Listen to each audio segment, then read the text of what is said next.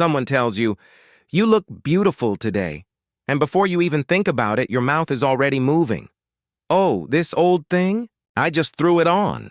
Someone says, "You did an amazing job on that project," and somewhere inside you, a quiet voice whispers, "If they really knew how much I struggled, they wouldn't say that."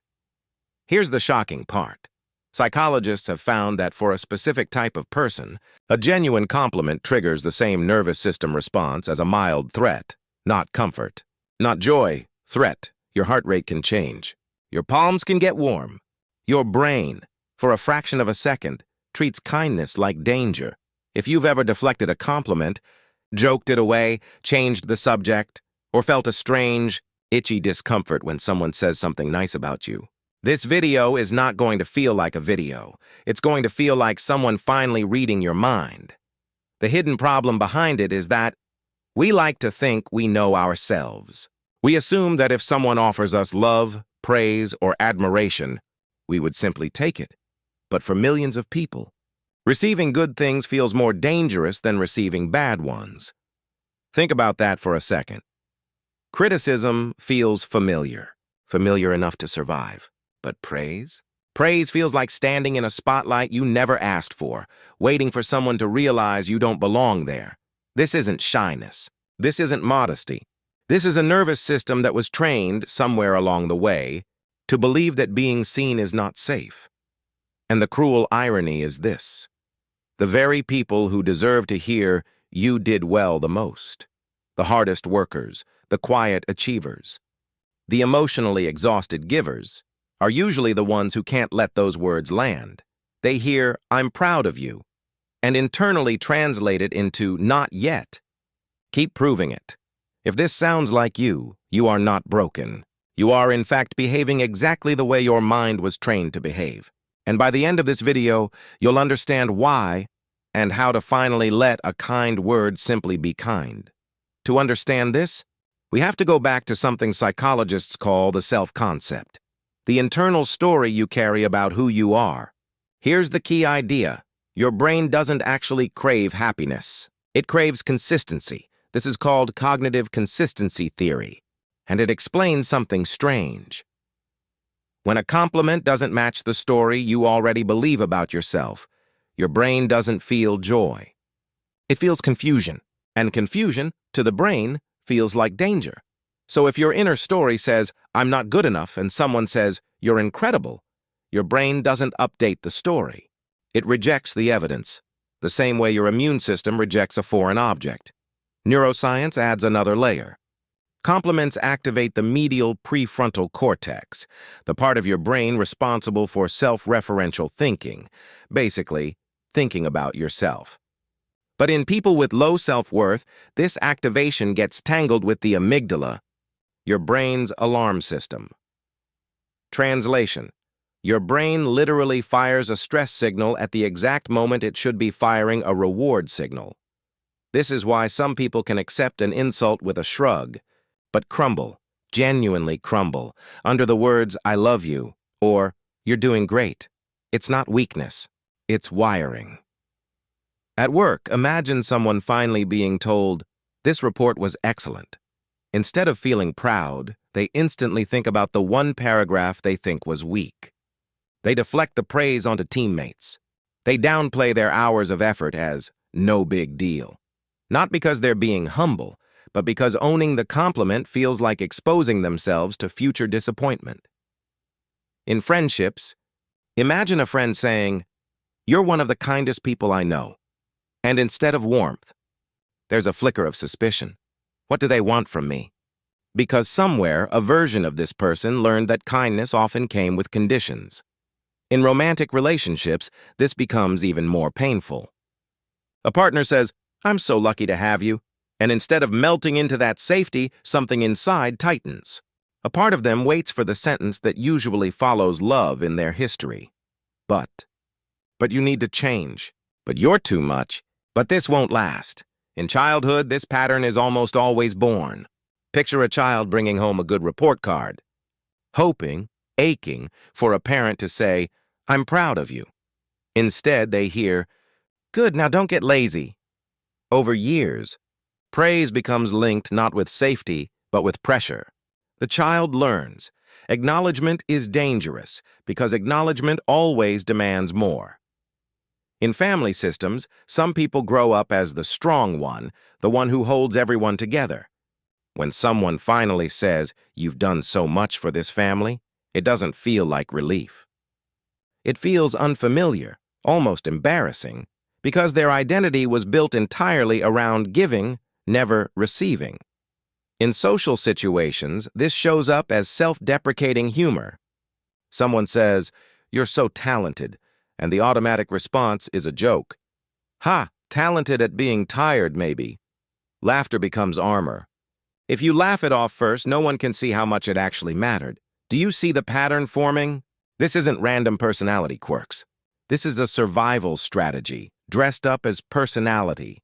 Let's break this down into the signs that reveal this pattern, because once you see them, you cannot unsee them. Sign 1, instant deflection. The compliment barely lands before it's redirected. "Oh, it was a team effort. I got lucky. Anyone could have done it." Psychologically, this is called self-protective attribution, assigning success to external causes to avoid the vulnerability of ownership. The emotional consequence? A person can achieve extraordinary things and still feel like an impostor because they never let a single success actually belong to them. Sign 2, compliment-induced anxiety. A racing heart, a flushed face, a sudden urge to change the subject. This is the amygdala hijack we mentioned, praise processed as threat. The emotional cost is exhausting. Joy becomes something to survive rather than enjoy. Sign 3, over-explaining flaws. Someone says, "You look great," and the response is an unprompted list of insecurities. "I haven't slept. I need to lose weight. This isn't even my good side." This is called preemptive self-criticism, a defense mechanism that beats others to the punch, so rejection never catches them off guard. The tragedy is they train the world to see them the way they secretly see themselves. Sign 4, believing compliments are manipulation. A flicker of suspicion. What do they want? This often comes from learned distrust, usually rooted in relationships where praise was used to manipulate or control. The emotional consequence is a slow, quiet loneliness, because real affection gets filtered through the same suspicion as fake affection, and eventually, both start to feel the same. Sign 5, discomfort with eye contact during praise. Watch closely and you'll notice. Many people can look you in the eye while being criticized, but look away the instant they're praised. This is exposure anxiety, the fear that being truly seen, even positively, reveals too much. The consequence is a subtle, lifelong habit of hiding, even in moments meant to celebrate them. Sign 6, overachieving to earn, praise retroactively. Some people cannot simply accept, "Good job." Instead, they immediately start working harder, as if the compliment was a debt they now owe. Psychologists call this conditional self-worth. Believing worth must be continuously re-earned. The emotional toll is devastating. Rest starts to feel like failure. Sign 7, minimizing love in relationships. When a partner expresses deep affection, some people respond with distancing behavior, a joke, a shrug, a subtle pulling away. This connects to attachment theory, particularly avoidant attachment styles formed in childhood, where closeness once led to disappointment. The consequence is heartbreaking. Love arrives, and the very person who longed for it quietly pushes it away. Sign 8, feeling like a fraud after success. This is the well-known impostor phenomenon. Success is explained away as luck, timing, or other people's kindness, never one's own ability. The emotional cost is perhaps the cruelest of all. A person can spend their entire life achieving and never once feel like they've arrived. Notice something. Every single one of these signs isn't about arrogance's opposite. It's not really about modesty at all. It's about safety. Somewhere at some point, being praised, being seen, being loved out loud became linked with risk. And your mind, brilliant and loyal as it is, has simply been trying to protect you ever since. Here is what most people get wrong about themselves. They believe this pattern means they are insecure, ungrateful, or somehow difficult to love. But psychology tells us something far more compassionate. This is not a character flaw. It is a conditioned response, one that was, at some point in your life, actually intelligent. If praise once came with strings attached, learning to distrust it kept you safe. If love once disappeared after closeness, learning to keep distance protected you from loss. Your nervous system didn't fail you. It adapted to the world you were given. But here's the hopeful truth. Adaptation isn't a life sentence. The brain is not fixed. It is plastic, capable of rewriting old patterns through repeated, safe, new experiences. This is the foundation of modern therapeutic approaches, from cognitive behavioral therapy to attachment-based healing. You were never meant to reject love forever. You were only protecting yourself until it was safe enough to stop, and it can become safe. Starting now, practical psychological strategies. Strategy 1. The 2-second pause. The next time someone compliments you, resist the urge to respond instantly. Just breathe for 2 seconds. Neuroscience shows that this brief pause interrupts the amygdala's automatic threat response, giving your prefrontal cortex, the rational part of your brain, a chance to catch up. In that pause, silently think, this might just be true. Strategy 2. Replace deflection with reception.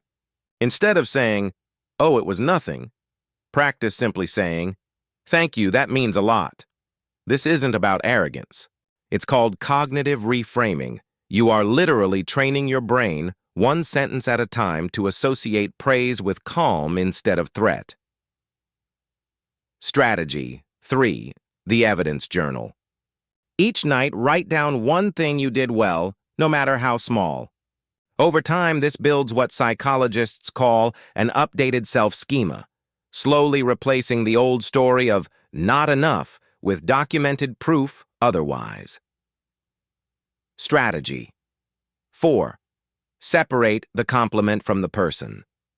When distrust arises, ask yourself, is there actual evidence this person wants something from me, or is this an old fear speaking? This simple separation, noticing the fear as a visitor, not a fact, is central to mindfulness-based cognitive therapy, and it works. Strategy 5. Practice receiving in low-stakes moments. Start small. Let a stranger's nice shoes simply land. Building your tolerance for small praise is like physical therapy for the soul. It strengthens the muscle before you need it for something bigger, like love. Maybe you were taught that love has to be earned, that rest is dangerous, that being seen means being exposed. But consider this, a flower doesn't apologize for blooming. It doesn't deflect the sunlight, doesn't explain away its color, doesn't insist that the bee is mistaken for landing on it. It simply receives what it was always meant to receive. You were not born distrusting kindness. You learned it somewhere from someone, for a reason that once made sense. And what is learned can be unlearned. The next time someone looks at you and says something true and kind, you don't have to deflect it, disprove it, or earn it retroactively.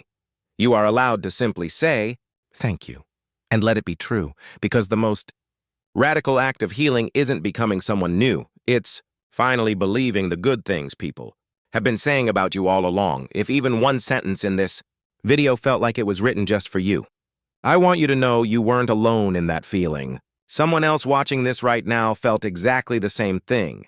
So tell me in the comments, which sign did you recognize in yourself the most?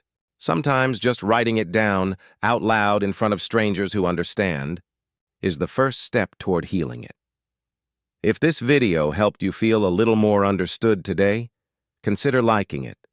Not for me, but as a quiet signal to someone scrolling past who needs to see it too.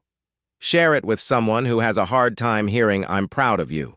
And if you want more of these honest conversations about the mind, subscribe, because understanding yourself shouldn't feel like a lonely journey. It should feel like this, like someone walking beside you saying, I see you, and what I see is good.